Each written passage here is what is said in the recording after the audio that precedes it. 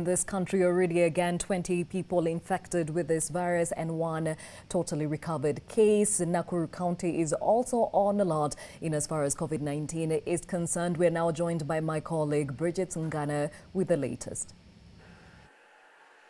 Well, Gladys, you can see I'm wearing a helmet and I'm in the middle of a usually busy factory that manufactures mabatis and all other building and construction material here in Nakuru County. But the impact this is having on employers and employees alike is what you can see behind me. A lot of emptiness. People have really adhered to the government directive to go home and to really take care of themselves. But today we are lucky to also be speaking with the managing director of Super Mabati here in Nakuru County. He's just going to tell us, he's a local investor who's been employing more than 50 people, but he's just going to tell us imekuwa vipi sahi wakati wa COVID yenye imefanya sasa hata sahi hakuna kazi inaendelea hapa kwa hii factory.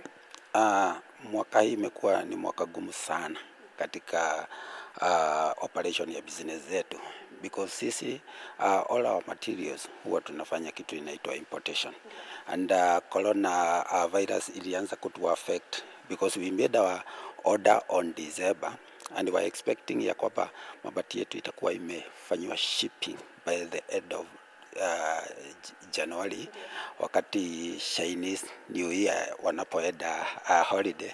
Lakini what happened is that the holiday yao ilikuja mapema kwa sababu ya effect ya corona.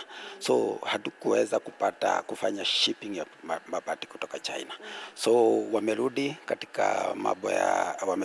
katika business, alafu wakasema ya kwamba walitutumia barua wakisema ya kwamba now they are closing their factories as from 31st of this month to 30th of April due to environmental issues. So our factory there walikuwa wanasema ya kwamba maybe they might not be able to ship mabati by the end of this week.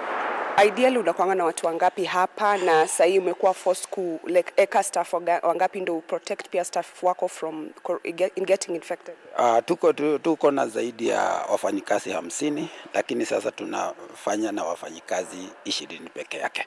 Na hao 20 si ati kila wakati wanakuja kazini, wanakuja leo, hao wengine wanaingia shift ya kesho. Hiyo inawafanya kwamba tunajizuia katika mambo ya corona, ya kwamba the risk of infection is very minimal. Alafu pia tumeweka mikakati yote ya kuweza ku make sure ya kwamba whoever is coming into this factory anaweza kuwa amejikibaga, wanawa mkono, tunajisanitize sanitize, na halafu pia tunaweza ya kwamba sisi tuko na mask ambayo inatu protect in case of infection. When SME hapa hivi Nakuru, President alisema ata reduce turnover tax from 3% to 1%.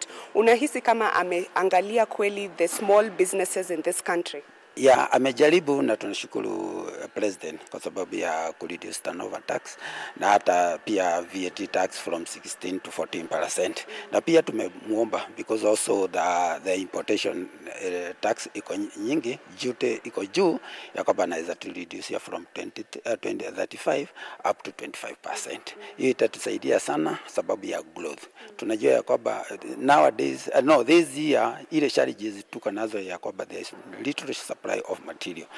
Na pia tunaona ya kwamba maybe our first order will be coming, maybe if we are closing our figure, if they do not ship before they close the factories, we'll get our first supply mwezi wa 6. Lakini pia tunashukuru kwa sababu hata mambo ya bank wamesema ya kwamba we can go sit down and negotiate about mambo, kwa sababu kila wakati tunafanya mambo ya kulipa loan, kila wakati tunataka kulipa taxes. Tunaona ya kwamba the government inatuangalia vizuri. Yes. Sasa hiyo umesema maybe utakuwa stretched without raw materials mpaka maybe June. Sasa hiyo itakufinya mahali pengine unfortunately let go of some of your staff. Unaona kama itakuwa hivyo? That's why we are saying we are closing our figure. We don't know what will happen tomorrow, but we pray to God that we will get our supply as early as May. ambayo hiyo ndio itafanya tuweze kuwa tumerudi katika biashara. But also what we are doing is we are trying to partner with the local manufacturers. We see whether we can also get some supply of materials. Yes. Maybe ujumbe wako wa mwisho pengine saa hii ni kwa other businesses like yours, what really would be the way forward as you also wait for the government to help you? The way forward right now is now now it is the time now the government come fully to cooperate with the SMEs and also the manufacturers tuone the way forward ambayo inaweza tusaidia wakati huu mgumu sana. Pia tungependa kuona ya kwamba tutakuwa tukifanya namna gani. Is it that wakati tuko na shida the country in a stop working or anything, we need to come down and sit down. We see how we can be able to cooperate with the government and also with other stakeholders when it comes to the economy of Kenya. Yes. Asante. Thank you. Thank you. That is just the managing director of Super Mabati or Mabati and Steel Enterprises, and this is one of the locally owned Mabati factories here in Nakuru County. And he's saying that it's unfortunate that even during such times of global pandemics, the local economy cannot grow. Literally, they have had to be closing their books because they cannot even get the raw materials. This just goes to show the global impact of the coronavirus. We're just starting to feel the heat of the virus here in the country, but clearly you can see when the people are saying shops are being closed, even factories and industries, which were very key in helping this government achieve the Big Four agenda, are also going down. It's going to be a very slow time for businesses in the country. This factory is expecting maybe its first batch of raw materials sometime in June, and that shows just how much our economy is going to be dragged so far into maybe the coldest times we'll ever see. And we do hope even the efforts put in place by the president and other key government stakeholders in trying to ensure and cushion such local manufacturers. This is a locally owned company. I can say that. I cannot emphasize that enough, but just to see how 50 people who used to get their daily bread from here are now being reduced to maybe working in shifts, just to kind of get the picture of how dire the situation is. So Gladys, businesses are going to a halt.